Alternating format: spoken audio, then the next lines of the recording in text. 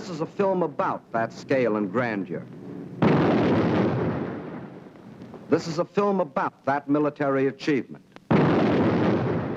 This is a film about a people who for all time shattered the legend of Nazi invincibility. This is a film about victory and defeat.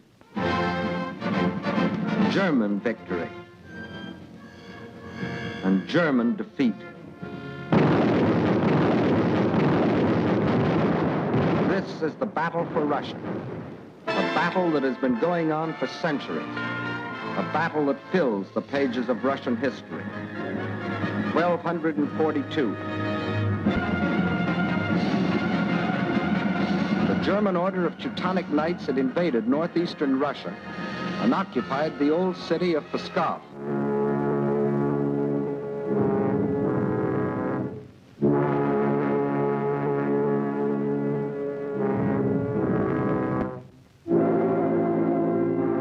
Under the leadership of their Grand Master, von Bock, they threatened to enslave the whole population of that area, including the capital, Novgorod.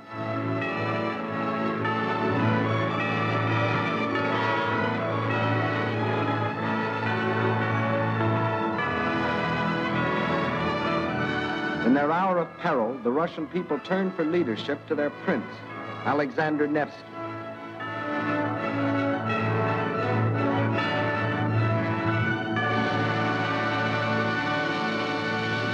And on April the 5th, 1242, on Lake Peipus, the Russians met the might of the German forces.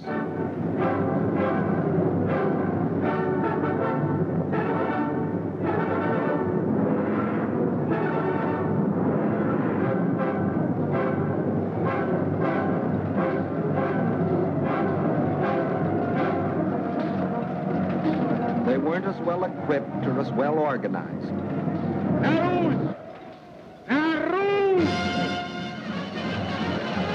But in their hearts was a flaming courage, a flame so fierce that it pierced the German army.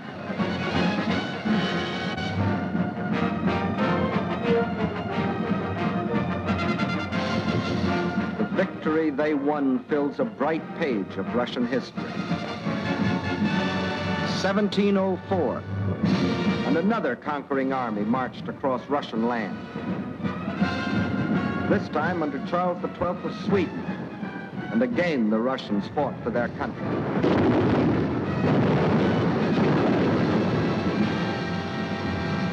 Led by their emperor, Peter the Great, after 5 long years of war, they defeated the Swedes in the historic Battle of Poltava.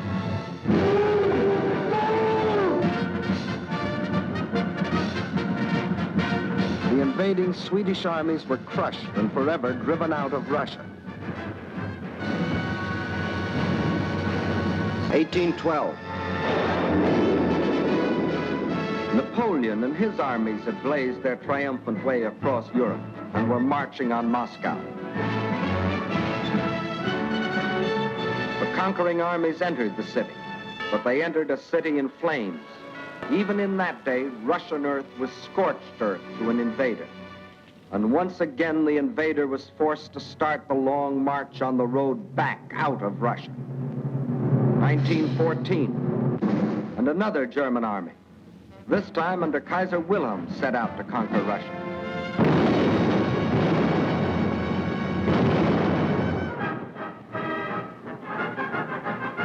This time, the Russian people, under the regime of the Tsar, were not only fighting German guns, but oppression and corruption in their own country. And only the ultimate collapse of Imperial Germany saved Russia from losing the Ukraine and the Crimea, which the Germans had occupied in 1918. Yes, for 700 years, the Russian people have had to fight to defend their land against would-be conquerors. Why? Why have all these attempts been made to conquer Russia?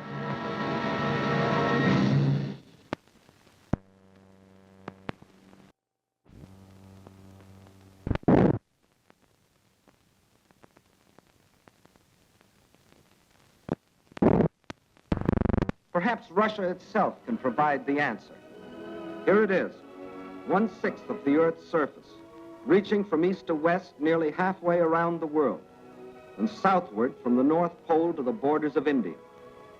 One country of 9 million square miles. That's our own country 3 times over, or all of North America and 1 million square miles to boot. The sun never sets on Russia. When it is dusk on its western borders facing Europe, it is already dawn on its eastern borders facing the Pacific.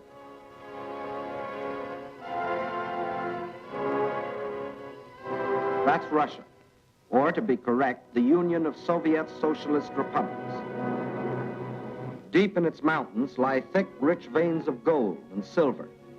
Below ground lie enormous deposits of copper, tin, manganese and nickel, chromium and radium, sulfur and magnesium. Russia is rich in raw materials. Her forests cover millions upon millions of acres. 1/4 of all the lumber reserve in the world belongs to Russia. And as for fuel, there's coal, ton upon ton. And more important, there's also oil. 213 million barrels a year of it. Black gold flowing from the earth that contains 55% of the world's oil. What else? Iron? Russia has better than 10 billion tons. That can make a lot of steel before it's done. Yes, Russia is rich. Her farms cover millions upon millions of acres. The rich black earth that, besides giving forth oil and coal, will also grow everything from sunflowers to lotus.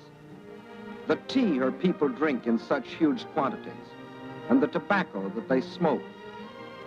Cotton grows here too, 3,800,000 bales a year. And sugar. And on the pasture land, the animals grow fat for food and wool for clothing. While on the warm plains, the fields of grain stretch as far as the eye can reach. Corn, oats, hops, rye, and don't forget wheat, 1/3 of the world's best. Yes, Russia is very rich, for it has not only raw materials and the products of its soil. Russia is also people.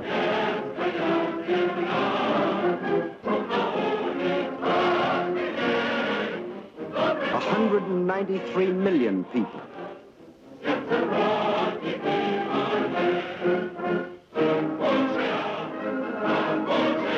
People of every race, color, and creed. People coming from the many different republics that comprise the Soviet Union. People speaking more than 100 different languages, but all citizens of one country.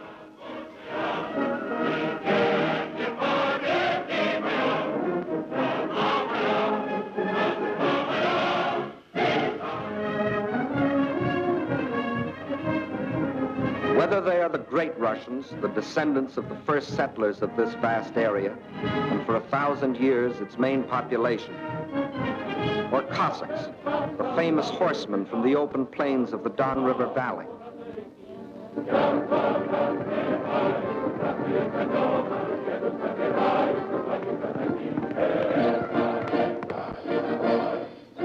Whether they come from the Southwest, the Ukraine,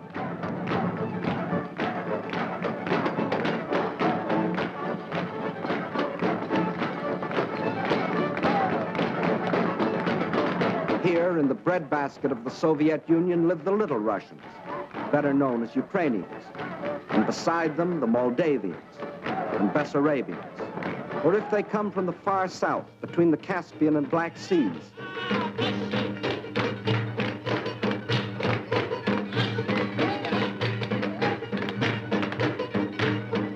Where we find the Armenians and the Georgians, the Ingush, the Cherkess, rugged as the high peaks of their native Caucasian mountains.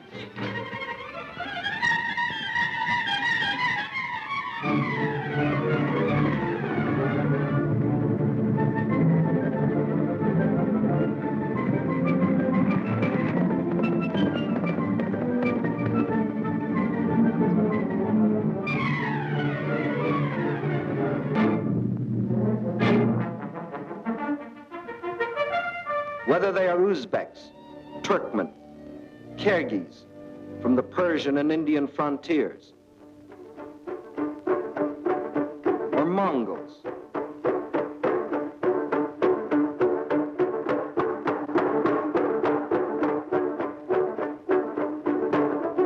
Bashkirs, the Turco-Tartars, the Buryats, the Yakuts from far beyond the Ural Mountains, or the people of the ice country, hunters like the Zambs, or settlers like the Laplanders. Whether they come from the pioneering wilderness of the far north, or from a great city like their capital, Moscow, where the ancient buildings of an ancient civilization stand beside the modern structures of a modern civilization, where the old Russian droshka still competes with the modern limousine.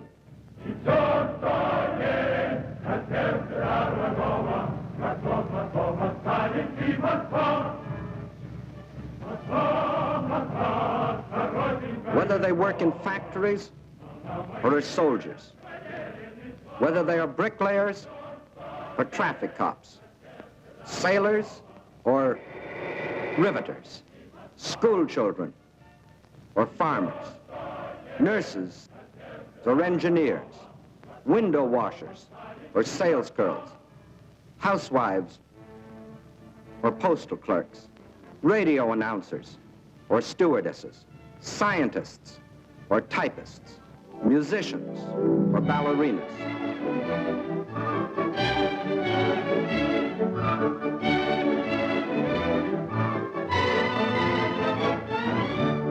Regardless of what they do or where they live, they all have one thing in common: love of their soil.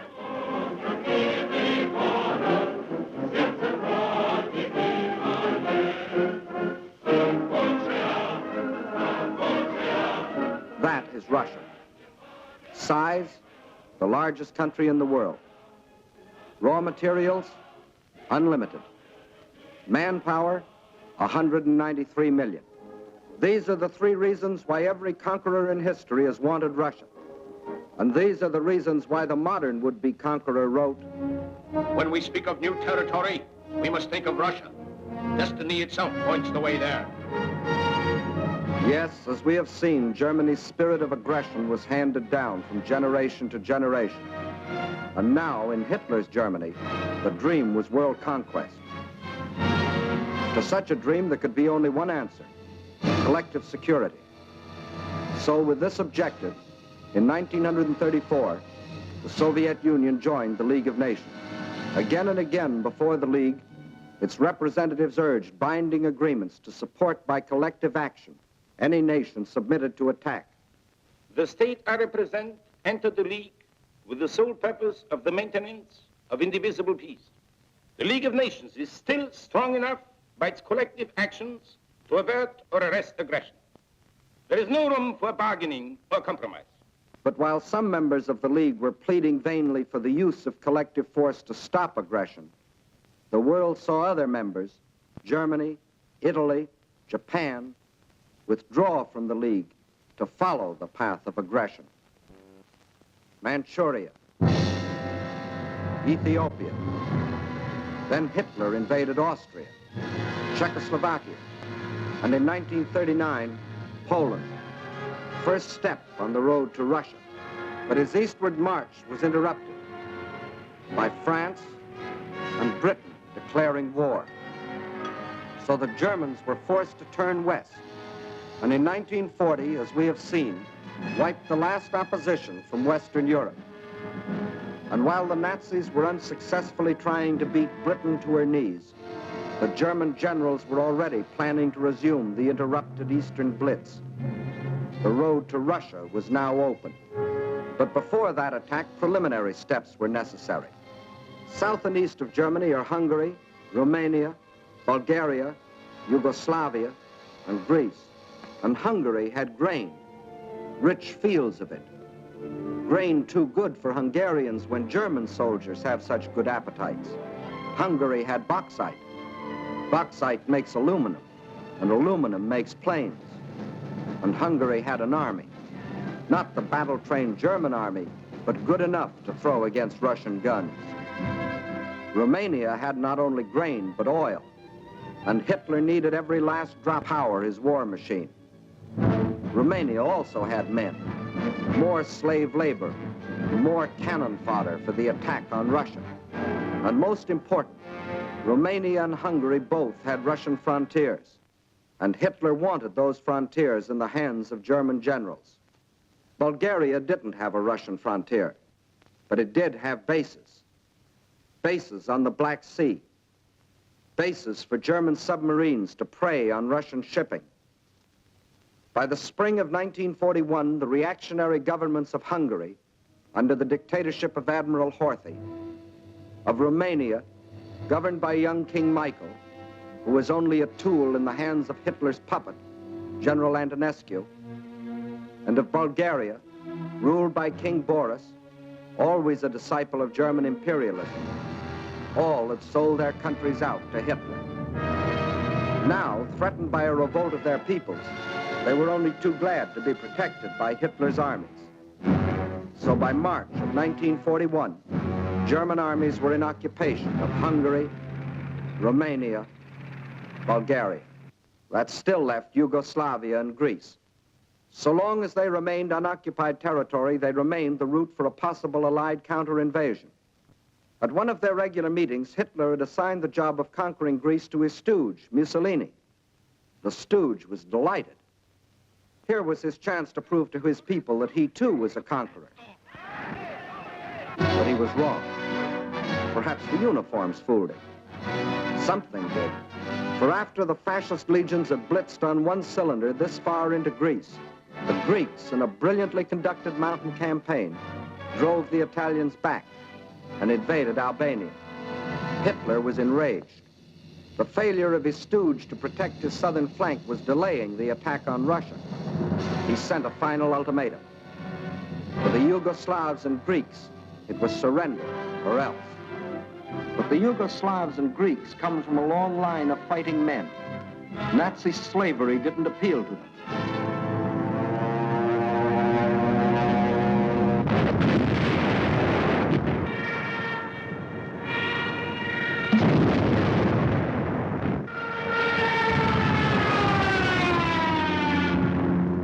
At dawn, on April 6th, German bombs told the Yugoslavians they were at war with Germany. The Nazis and Italians launched a powerful and coordinated attack from all their bases, supported by virtually unopposed aerial bombardment. The conclusion was inevitable. Although resistance was determined, the Yugoslav army was cut up into many small segments and captured. The war in Greece also began on April 6th.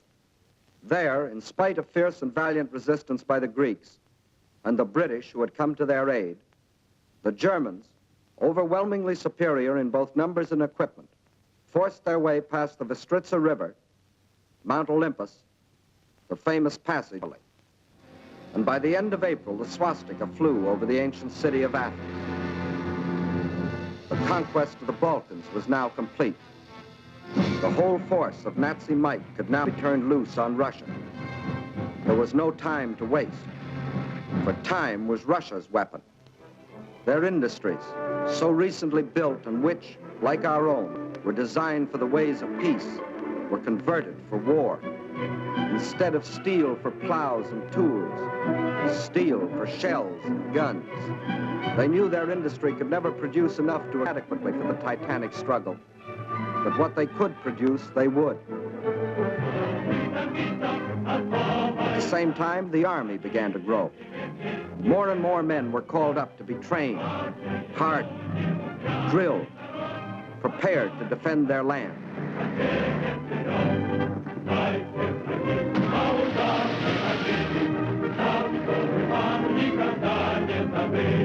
With the conquest of the Balkans, the Nazis had a solid front from the Black Sea to the Baltic, but the Russians had built themselves a buffer to take some of the steam out of the Nazi punch, no matter where it landed.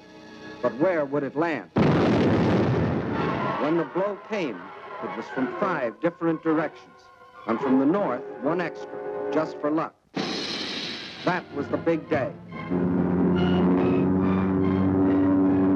as dawn broke, nearly 200 Axis divisions, more than 2 million men, plunged into a front 2,000 miles long, reaching from the White Sea to the Black.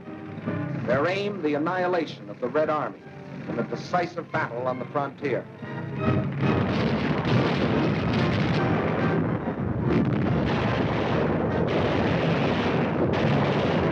The offensive started along the whole length of the front, but was concentrated on 3 main objectives: Leningrad, Moscow, and Kiev, the capital of the Ukraine. In the first 30 days, von Lieb's forces drove to within 125 miles of Leningrad, while the Finns under Mannerheim, supported by the Germans, began a drive from the north to encircle the city. In the center, von Bock's army plunged 480 miles into Soviet territory. One Russian city after the other was overrun by the invaders.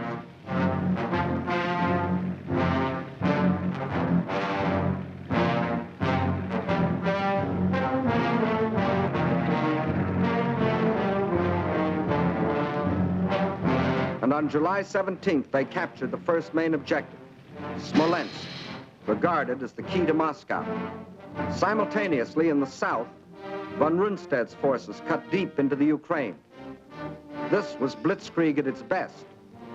The world gave Russia another 6 weeks, and the Germans issued a communique. The issue in the east has already been settled. Smolensk is the last halt on the road to Moscow. But then a strange thing happened.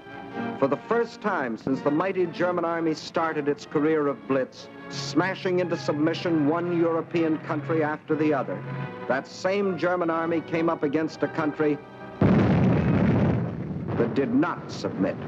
Despite the fact that Hitler's army swept deeper and deeper into the Soviet Union, and by October the 15th stood practically within the shadows of the Kremlin, despite the fact that the Soviet government and all foreign missions were forced to move to Kuibyshev, 700 miles to the east, despite Hitler's triumphant pronouncement, I can say that this enemy is already broken and will never rise again.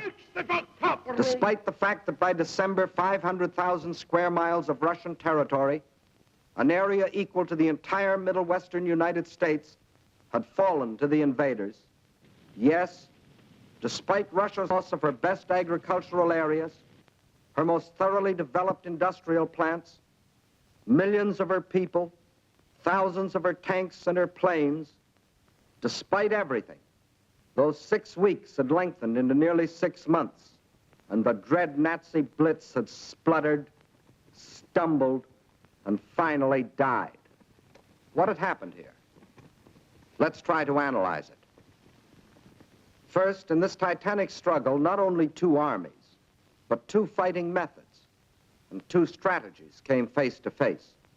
The German strategy was based on the well-tried Keil and Kessel, or wedge and trap maneuver. One wedge would be driven deep into the enemy territory to hook up with another spearhead driven through to meet it. In the trap thus formed, the victim would be pocketed for annihilation. The German plan in every campaign was to seek a decisive battle at the moment of invasion. A single blow must destroy the enemy without regard for losses. A gigantic, all-destroying blow. Remember the campaigns you have already seen in these films. Poland, the Poles concentrated on their borders. The Blitz broke through. 18 days finished Poland. France, the Allied strength on the borders. The breakthrough at Sedan, and the issue of France was settled. The Balkans, the Yugoslavians rushed to the border. The breakthrough came, and in 12 days, Yugoslavia was gone. The Germans planned the same blitz against the Russians. But the Russians had developed their own strategy, one to take full advantage of the vast area of their land. The Russian strategy was a defense in depth, line after line, far back into the interior. And when the Nazi wedge struck, the first line would bend with it until it became part of the second. Again, the wedge would strike. Again, a segment would be lost. But again, the line would bend until it became part of the third. So the deeper the Germans plowed into Russian soil, the stronger their opposition.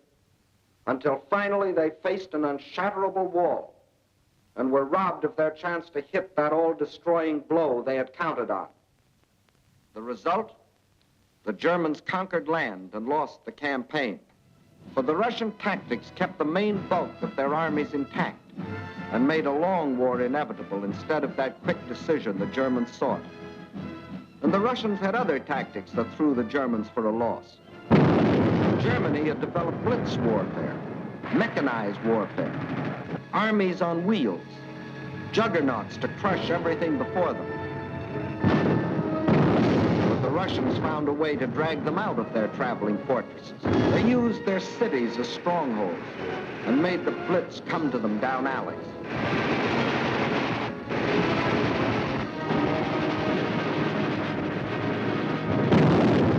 The more a city was bombed, the more impassable it became to the German panzers. They made the names of these Russian cities as familiar to us as the names of towns in the next county. Rostov, Kharkov, Kiev, Kursk, Smolensk, city after city standing in the path of the Nazi blitz. The Red Army had found a way to make their cities of great strategic importance. Odessa, scene of an heroic siege of more than 2 months, held up the whole Nazi thrust into the Crimea. Sevastopol, which resisted every attempt of the Germans to break through.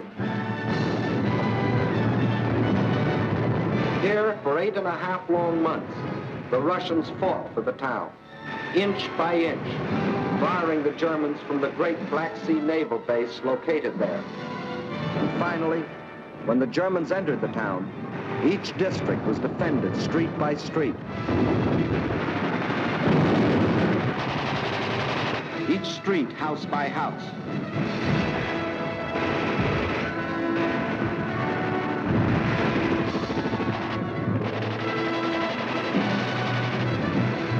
Each house, room by room.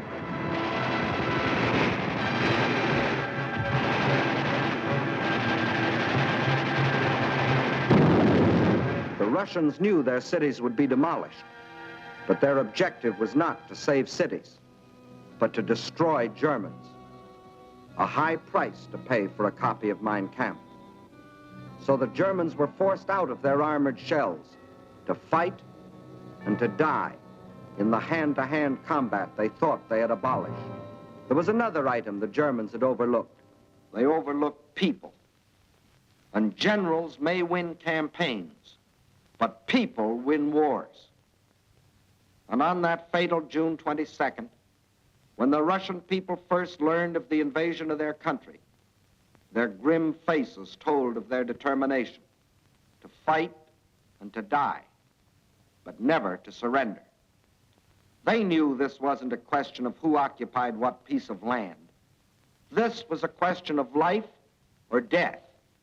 This war is not an ordinary war.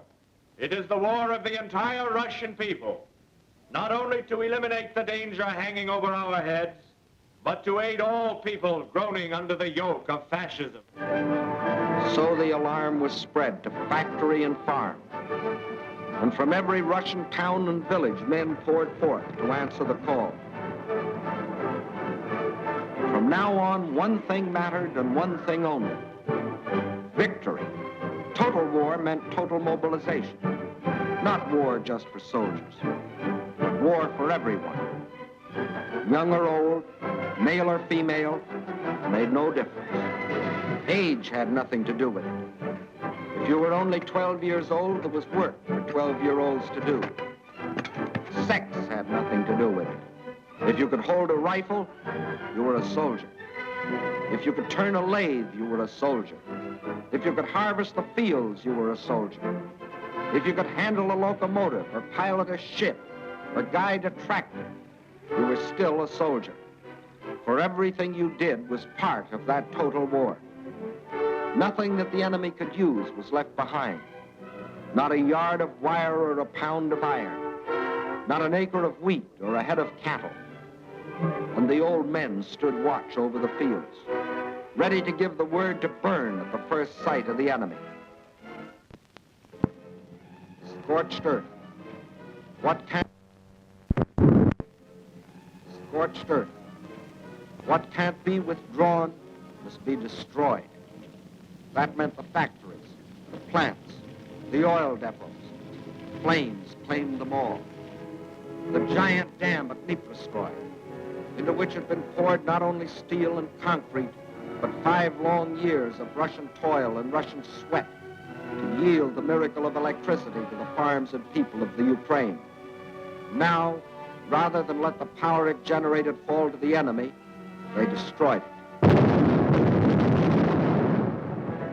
Scorched earth, the land they had lived on and worked on, their forests, their fields, their farms.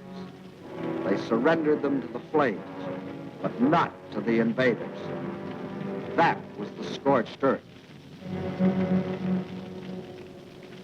And for action behind the German lines, a new army was formed. An army without uniforms, whose home was the forest, and whose front was the enemy's rear. A guerrilla army. A minimum of glory and a maximum of determination. Their achievements were seldom recorded. Look well at these faces. You will never see them again in the ranks of war prisoners or read their names over heroes' graves. Ahead of them lay nothing but the rope and the halter, but they stayed behind and went on fighting. Their only goal was merciless destruction. Destruction of communication lines, supplies, the invaders themselves. Their weapons were dynamite and the terror of surprise.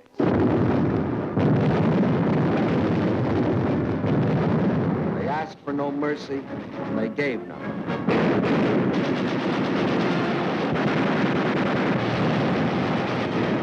This is the guerrilla army. This, the scorched earth. This, the Red Army. These, its leaders. These are the reasons why, although the Germans conquered land, 500,000 square miles of it, it was just land, barren land, scorched land. These are the reasons why, after 5.5 months of blitz warfare, after coming within sight of their goal, the Germans were stopped at the very gates of Moscow. These are the reasons why, although Hitler had sworn that before December the swastika would fly from the Kremlin towers, December had come, but it wasn't the swastika that flew over the Russian capital. And it wasn't the Nazi conquerors who marched through the streets of the ancient city, but fresh reserves of the Red Army.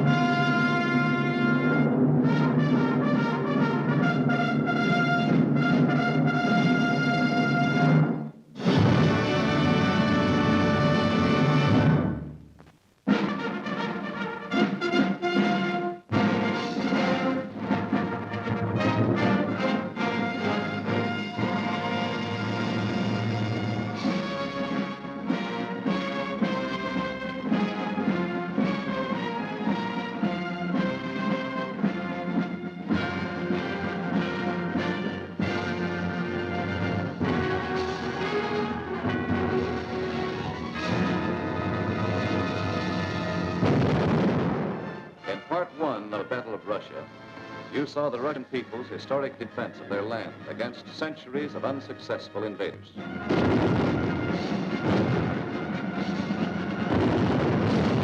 You also saw how after 5.5 months of Nazi blitz, the Russians stopped Hitler at the very gates of Moscow, and how, in spite of Hitler's prediction that by December of 1941, the swastika would fly over the Kremlin towers. December had come, but it wasn't the swastika that flew over the Russian capital, And it wasn't the Nazi conquerors who marched through the streets of the ancient city, but fresh reserves of the Red Army on their way to reinforce and relieve the front lines.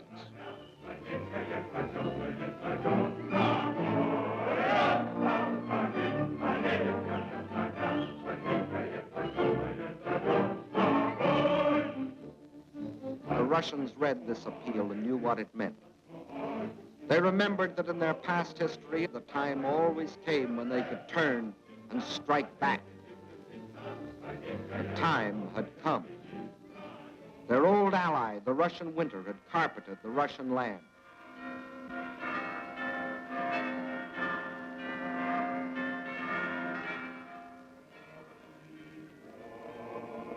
And while in the churches of Russia, men of God prayed for victory against the invader,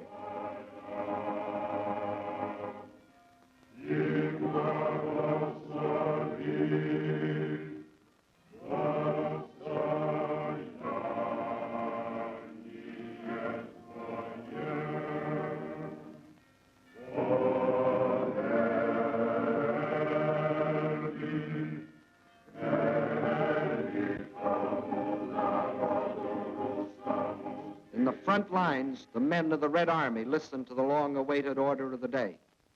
The whole world is looking to you to destroy the German hordes.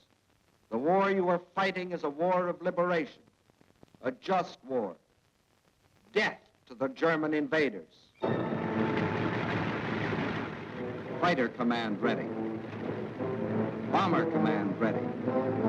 Parachutists ready. Artillery in position. Tanks manned. Cavalry in position. Infantry ready. Beyond those hills is the enemy.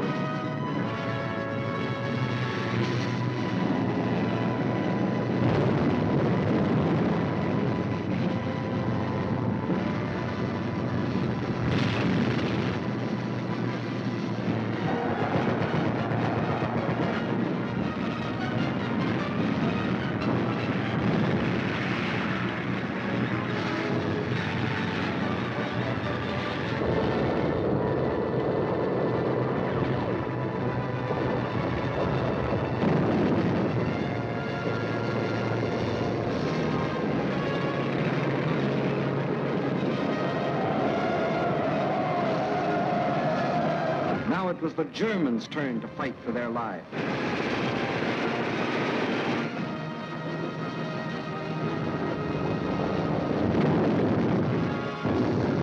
Now, for the first time, it was the German army that retreated.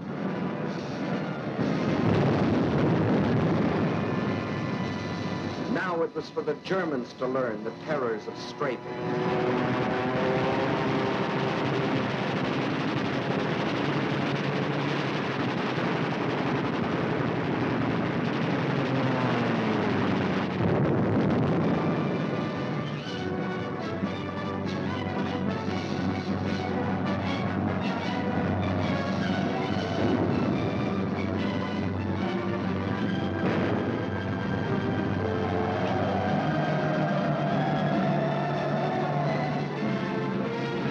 Village after village, town after town, on the Red Army swept through the country which for days and weeks had been under the invaders' yoke.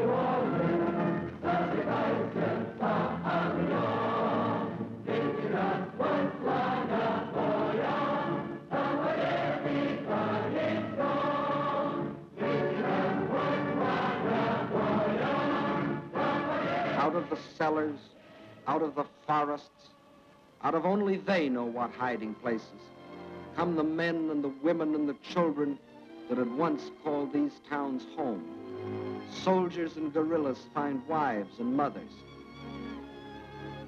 Friends are reunited. There is thanksgiving in their streets, thanksgiving in their hearts. But there is also something else, something they will never forget, their ruined homes, the shattered towns they once had known as thriving and prosperous communities. They stand gutted now, ghostly relics of what they once had been. Nothing has been spared.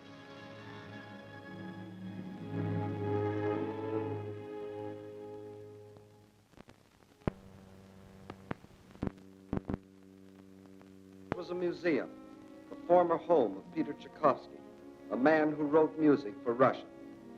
Music that sought the heart of his own people. And because it found that heart, it found the hearts of people everywhere. His piano concerto.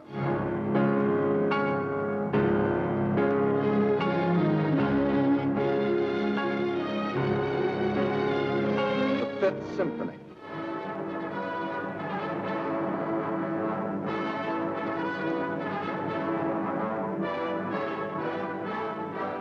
The Sixth Symphony.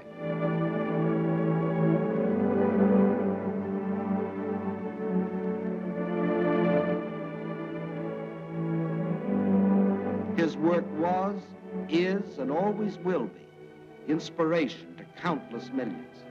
But it brought only one inspiration to the Nazis: vandalism.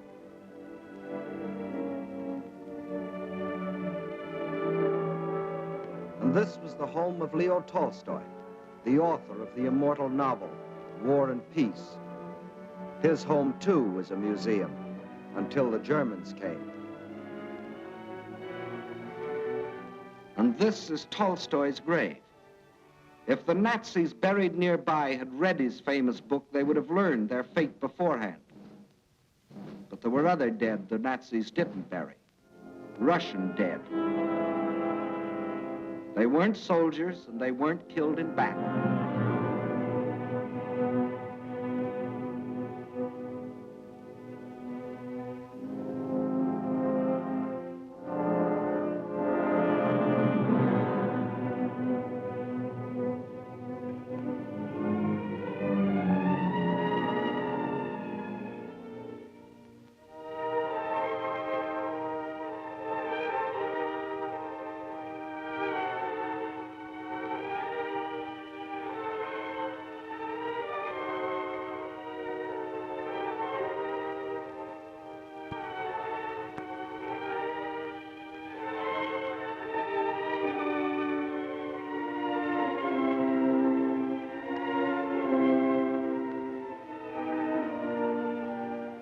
No, these aren't dolls. These are children. Mass murder by orders of the High Command. And there were other children, perhaps more fortunate, perhaps less. Young girls, but not young now. The attentions of the Nazi soldiers aged them very quickly. And whoever resisted the invaders met with this. These are the things the Russians can never forget.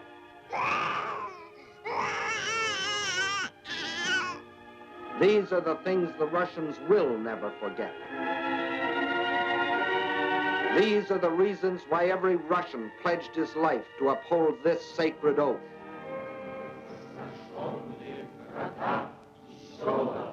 За смерть детей и матерей наших. За смерть детей и матерей наших. За пытки и издевательства над моим народом. За пытки и издевательства над моим народом. Я клянусь мстить врагу. Я клянусь, что скорее умру в жестоком бою с врагами, чем отдам себя, свою семью и весь народ мой. Рабство командного фашизма. Кровь за кровь. Кровь за кровь. Смерть за смерть. Blood for blood. Death for death.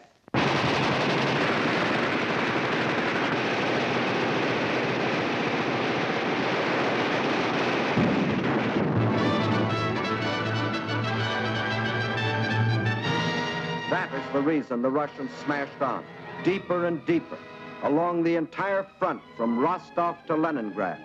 Nowhere could the tide of Russian pressure be stopped. And by spring of 1942, this area was delivered from the Germans. But this was not the important result. Not that this town or that village was retaken, but that the whole legend of Nazi invincibility had been shattered. German armies could retreat too. German armies could be defeated. German troops could be captured.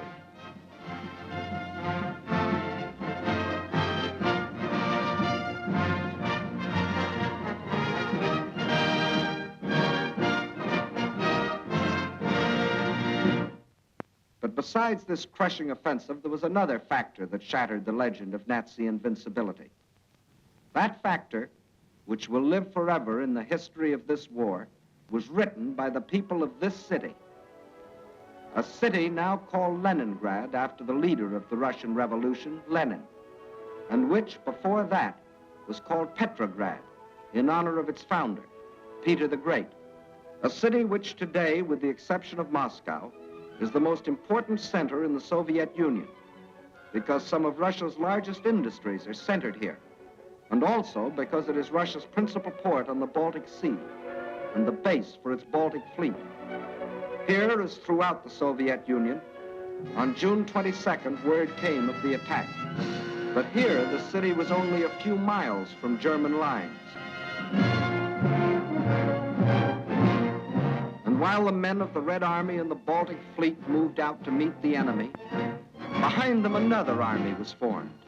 An army whose weapons were shovels instead of rifles. An army of men. An army of women. An army of children. Feverishly, they dug the trenches, threw up barricades, built defenses, prepared themselves for the worst. They knew that they too were in the front line. They weren't wrong.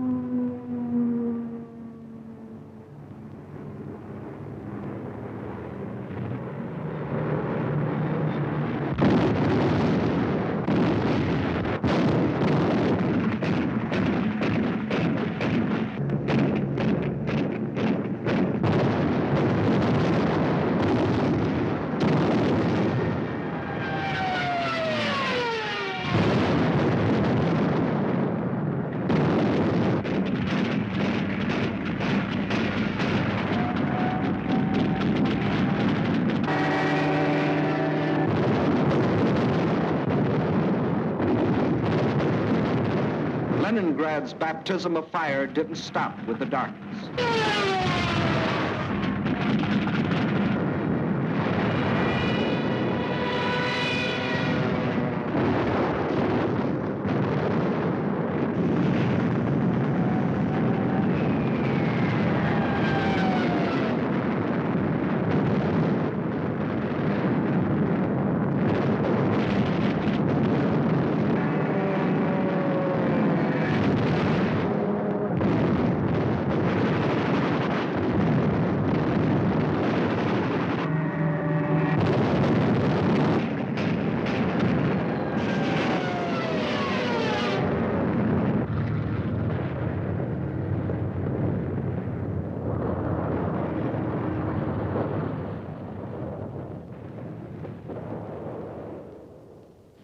Finally, the morning comes, and the people of Leningrad dig themselves out from the ruins.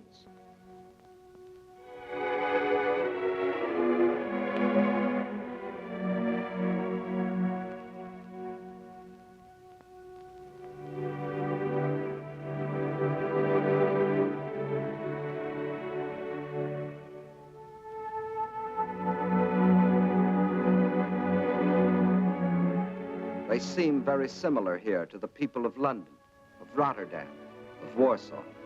As in those cities, there were ruined homes, museums, and other important military objectives, like the Russian Dumbo from the Leningrad Zoo.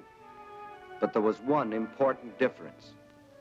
Bombing from the air was only one small part of what the people of Leningrad had to face. In September, the Nazis surrounded the city and announced it was cut off and doomed. The German commander sent the city an ultimatum demanding its surrender. He is still waiting for the answer. Thus began the siege of Leningrad, a siege that was to last for nearly 17 months. In Leningrad, as everywhere else in Russia, the winter came early that year. A cold, hard winter, the hardest in years.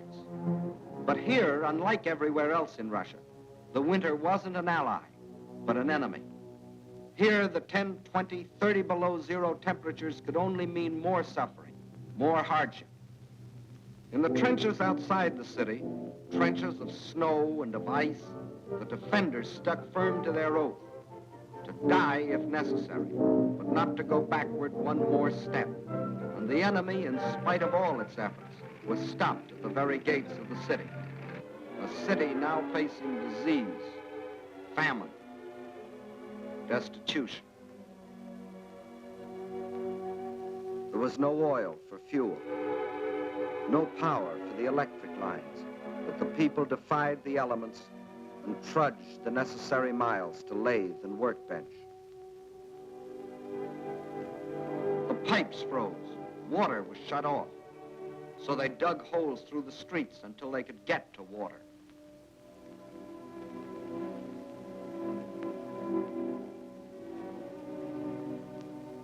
There was no food, and the whole city went on starving.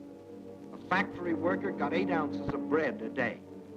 Everyone else, child and adult alike, only 4. And to keep the dread enemy of disease from stalking the streets of their city, an army of women worked with shovels, worked with picks in those streets every day, clearing away the rubble, the refuse, the sources of contamination. Bombs from the air couldn't force the defenders of Leningrad to surrender. Winter couldn't do it. Hunger couldn't do it.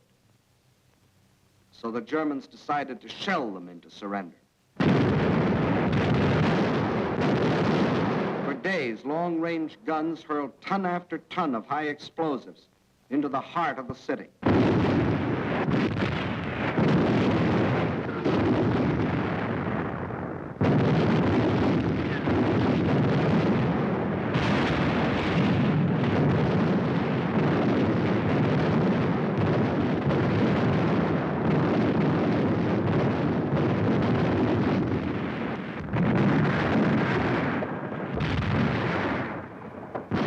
The more the people of Leningrad were shelled, the harder they worked.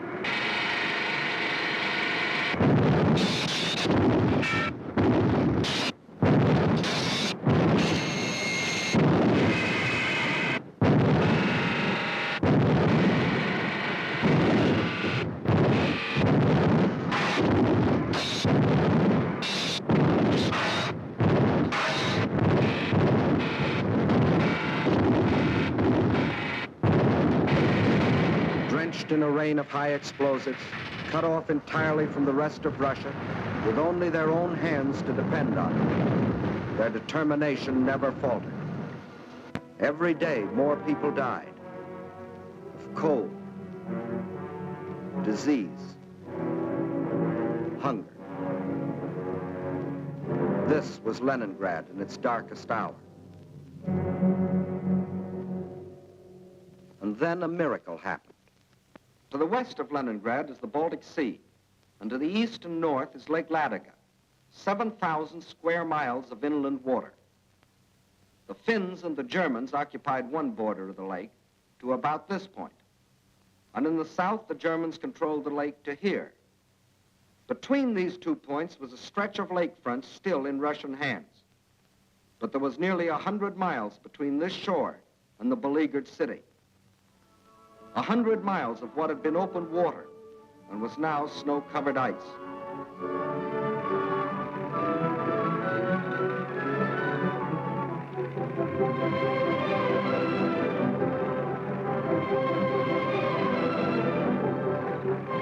Across this frozen surface now went tractors, sledges, carving a road across the lake. And soon across this highway, from the far side of the lake, poured a stream of trucks, bringing in food, oil, grain, fuel, truckload after truckload of fresh life for the people of the city. Too late, the Germans discovered that they had left one avenue of rescue open.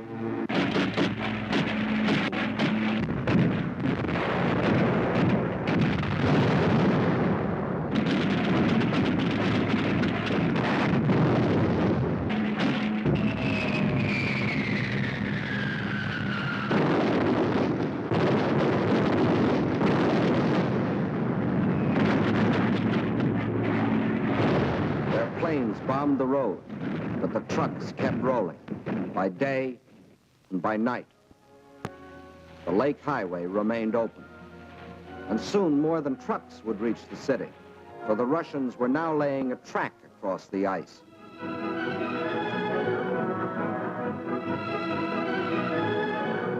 To the heroes of Leningrad, says the inscription on this locomotive as it starts its pioneer voyage. From the far shore of the lake, it brings food, medicine, supplies of all kinds. Across the lake and into Leningrad, this train is but the first of many. Trains that not only brought in supplies, but that could take out the wounded, the sick women, the half-frozen children. All those that needed better care. All winter long, the lake traffic continued.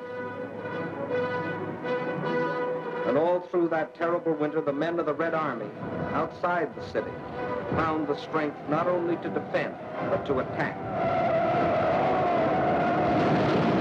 Time after time, they hurled themselves against the invader, driving him inch by inch back from the city's outskirts.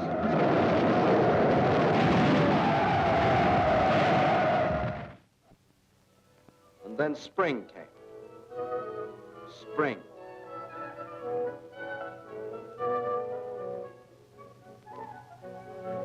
Outside Leningrad, the snows begin to thaw, and German bodies are washed from their icebox graves, mute evidence of Russian tenacity. The warm breath of spring is felt, too, on the frozen surface of Lake Ladoga, but the trucks continue to roll, even though the ice is melting beneath them.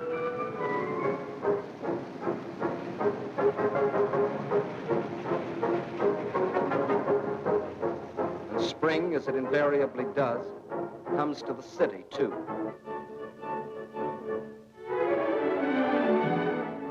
But spring is more than a new season to the people of Leningrad. It's a new life. The city begins to breathe again.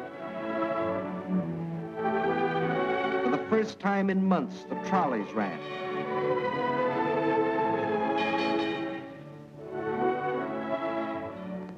That first day, it seemed that every man and woman and child in the city had to go for a ride.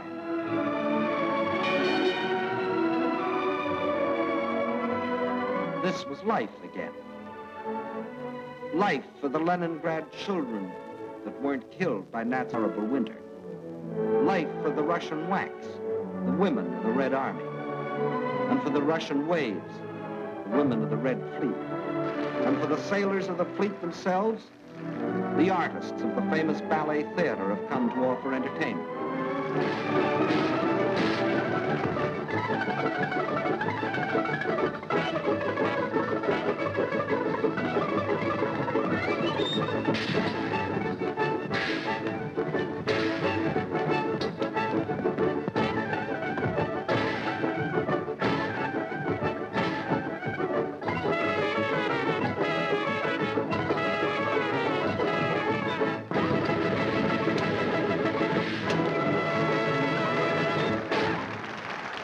Spring is here.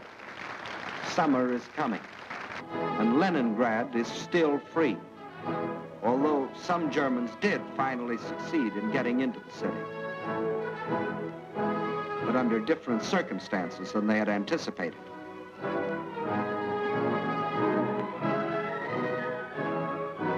Yes, here too the legend of Nazi invincibility was shattered against the iron will and courage of a determined people. The citizens of Leningrad have proved that generals may win campaigns, but people win wars.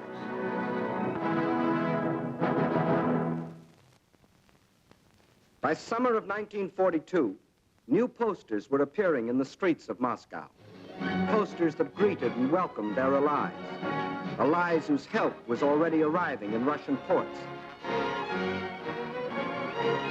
Allies whose friendliness had sent drugs and food and warm clothing to help sustain them in their darkest hour.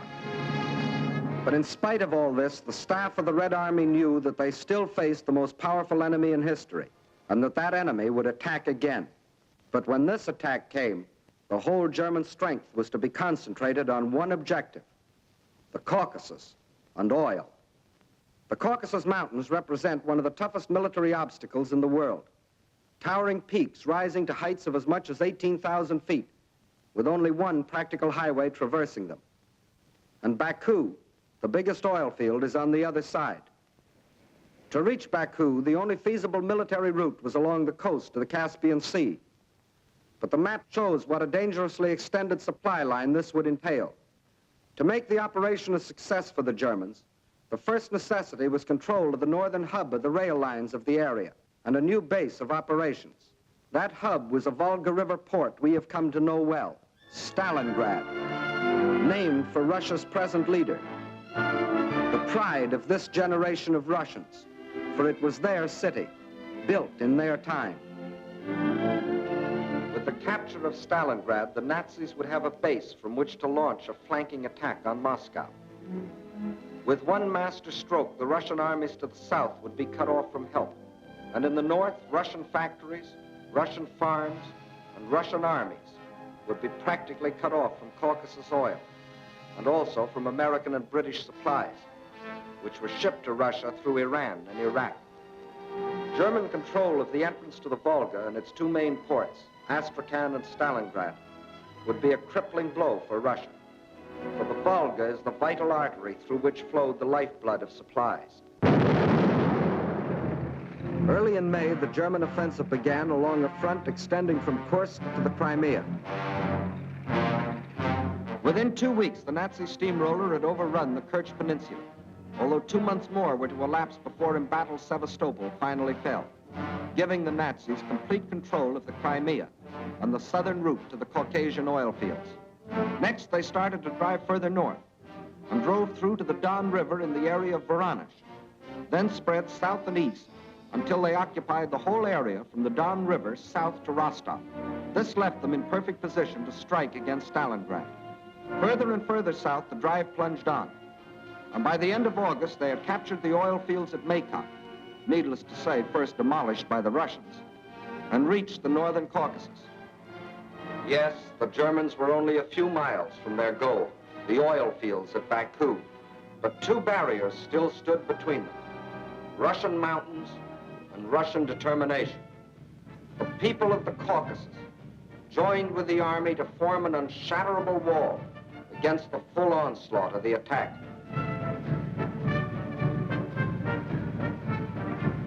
Further north, the Nazi pincers were within 15 miles of Stalingrad.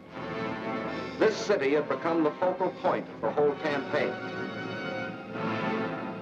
Regardless of the cost, Stalingrad must be captured.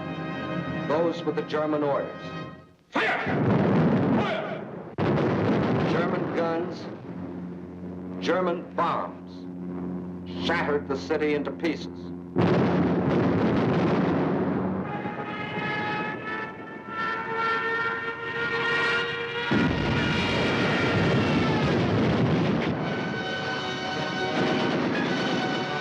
By September 20th, the Germans, after 30 days of grueling and ceaseless fighting, battled their way into the city's outskirts.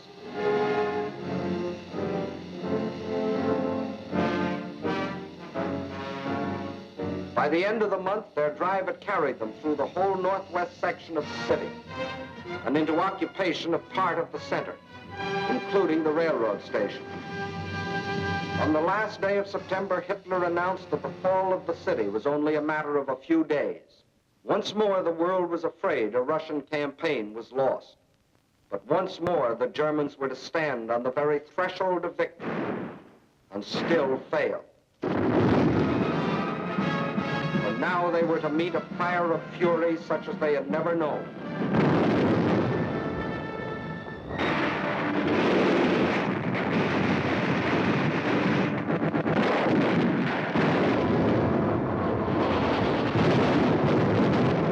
Gone before, the battles waged in the streets of Kiev, Rostov, Odessa, Sevastopol, these were all preludes to what happened in Stalingrad.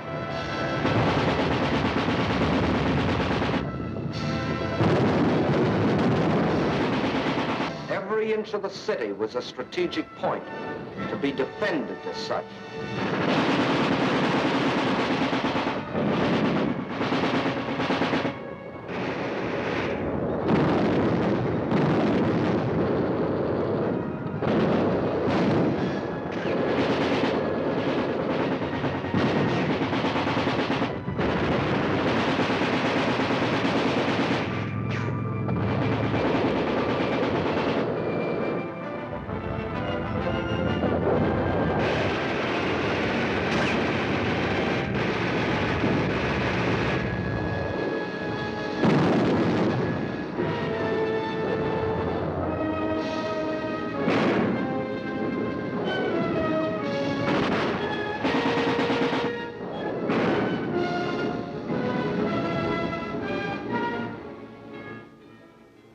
By the end of October, snow covered Stalingrad. From the air, the Germans tried to force the surrender of the Russian-held part of the city.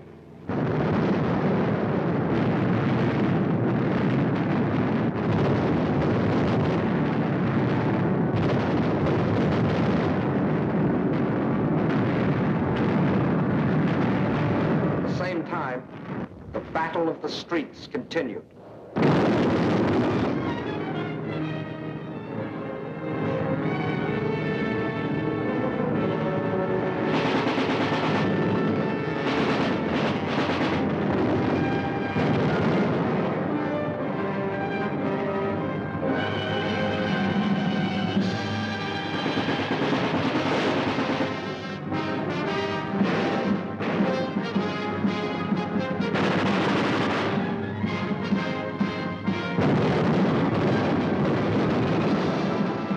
November dawned, the Russians were no longer defending their city inch by inch. Inch by inch, they were regaining it.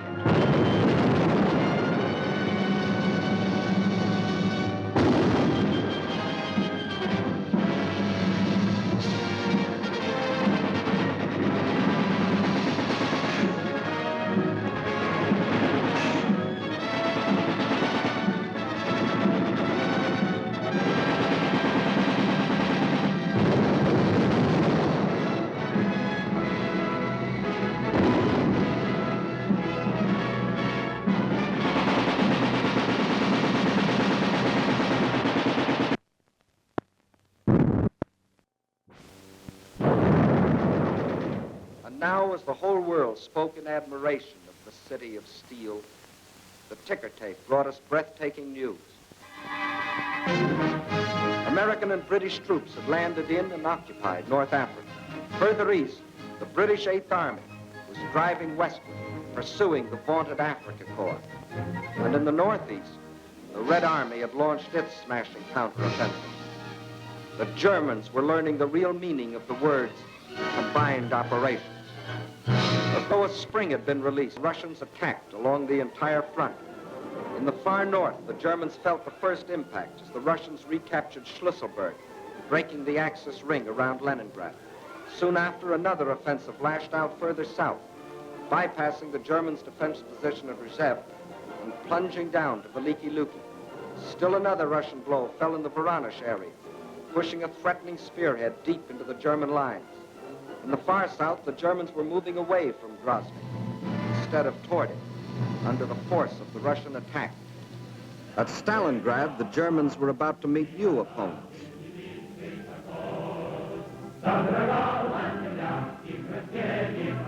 Fresh reserves were arriving from far Siberia. They had been stationed there in case of trouble with the Japanese. Now these troops had been transported to relieve the embattled defenders of Stalingrad.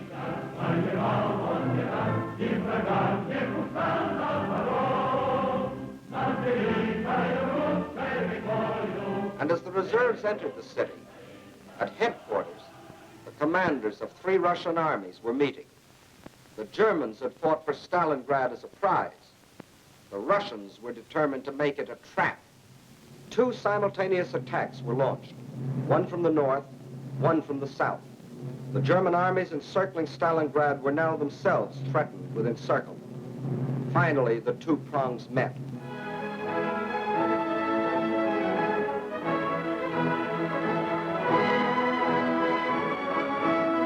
These battle-hardened soldiers of the Northern Army and soldiers of the Southern were emotional as children as they greeted each other. They knew this meeting meant the salvation of Stalingrad and of their country. And on this Christmas of 1942, the people of the Soviet Union can celebrate with happy hearts. They have received a most precious gift from the men of their army, the assurance of ultimate victory. Just as in our hometowns, it is the Children's Day in Moscow. It is a happier Christmas this year. Today, there are no German bombers overhead.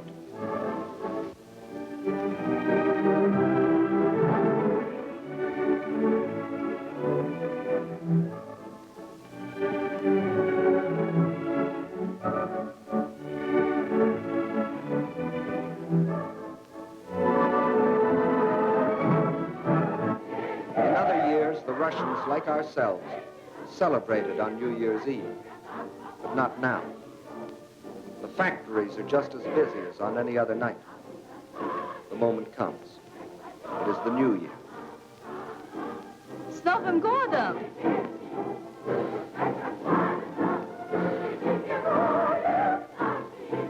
And at the front, the greeting is the same, up to a point.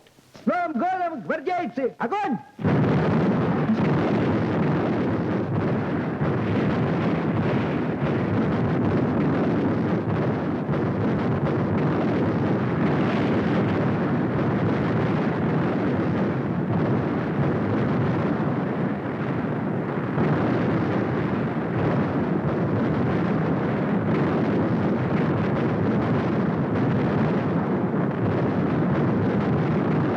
Outside Stalingrad, the icy winter becomes a fiery hell.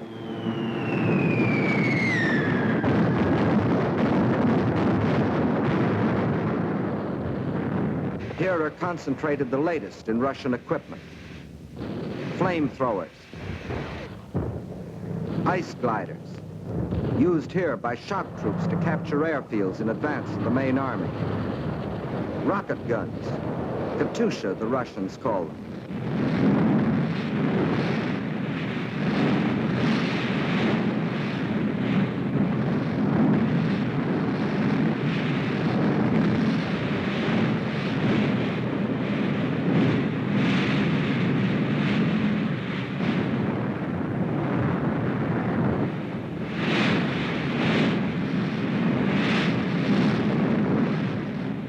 Every last resource of the Red Army was thrown into a crushing offense of ultimate destruction.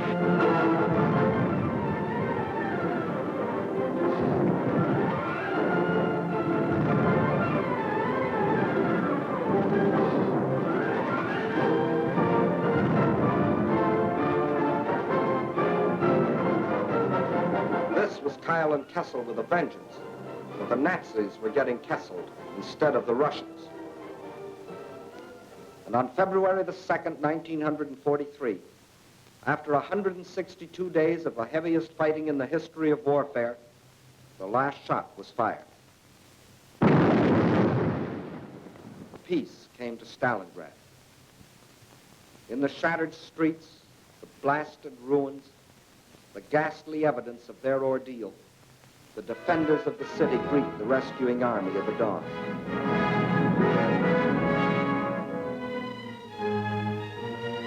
Stalingrad is free.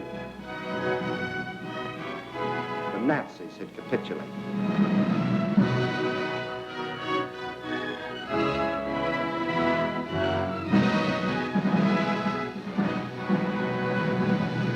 The German generals who had been ordered by Hitler to take Stalingrad regardless of the cost, and who had obediently promised that the city would be his, these generals, 24 of them, who had covered themselves with such glory and such medals on the fields of Poland and Norway and France, they now had only their past glory to comfort them.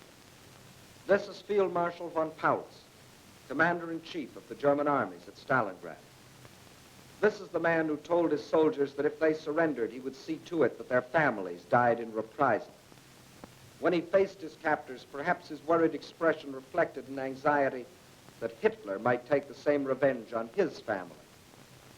For he knew that when he surrendered, Hitler lost not only a field marshal, he lost an entire army, 22 divisions, 330,000 men. These are the men who had been promised that as conquerors they would winter in Stalingrad. Well, it was winter, and this was Stalingrad, and here were the conquerors.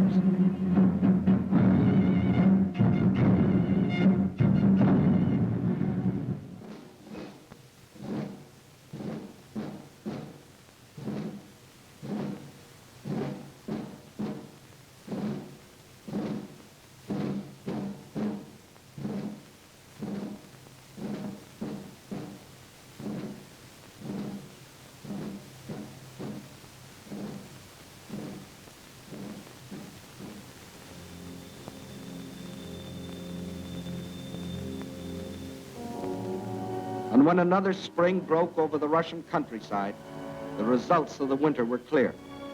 The invader had been driven back far beyond the lines he had occupied a year earlier. 185,000 square miles of Russian land had been freed. And in this winter campaign of 1942, the Axis powers had lost 5,090 planes, 9,190 tanks, 20,360 guns, 30,705 machine guns, more than 500,000 rifles, 17 million shells, 128 million cartridges, vast stores of other materials, and 1,193,525 men, of whom 800,000 were dead. That is the story to date of the German attempt to conquer Russia. In 1941, they tried for Moscow and failed. In 1942, they tried for the Caucasus and failed. In 1943, and for as many more years as necessary, they will not only be resisted wherever their failing power strikes, but they will be attacked, attacked, and attacked by these united people of these united nations.